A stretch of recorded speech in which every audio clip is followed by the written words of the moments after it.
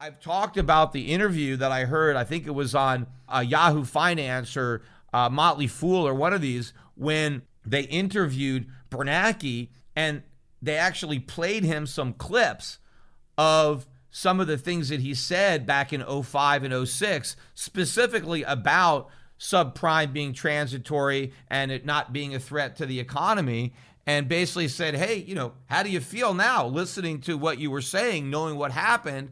And that's when Bernanke made the admission of saying that, well, I couldn't actually speak honestly because I was a member of the administration, and so I kind of had to toe the administration's line there, and I couldn't really say what I wanted, which basically was an admission by Bernanke that he lied when he told the nation that there was nothing to worry about and that subprime was contained. He did that because he believed he was a member of the Bush administration. So much for the idea that the Fed is independent when you have a former Fed chairman admitting that he lied in order to help push a narrative that the Bush administration wanted the country to believe that everything was great and there's nothing to worry about. Now, I don't know why that didn't produce more outrage, that admission. And the question is, was Bernanke lying then or is he lying now, right? Is he just trying to save face because he doesn't want to look like a complete fool and say, well, yeah, I guess I was wrong. He's now saying, well, I wasn't wrong. I just wasn't being honest.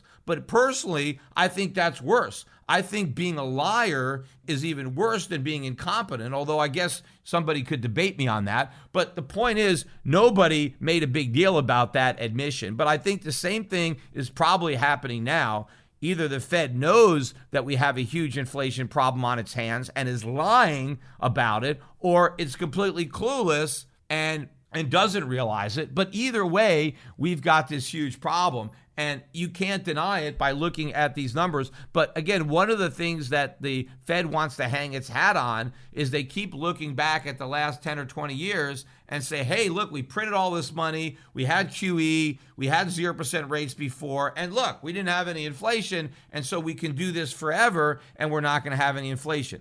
And again, you can't assume just because the inflationary policies of the past didn't result in bigger spikes in consumer prices that we can turn up the heat and we can have even more inflationary policies in the present, and that these policies won't have any effect on consumer prices either. That is a completely ridiculous and asinine assumption to make. And I think ultimately this is going to go down as the Fed's biggest blunder, much more so than the mistake in its bad read on subprime problems being contained. The idea that inflation was transitory is going to be an even bigger mistake and an even bigger policy failure, because by the time the Fed is forced to admit that they were wrong and inflation wasn't transitory, they will have waited too long to do anything about it.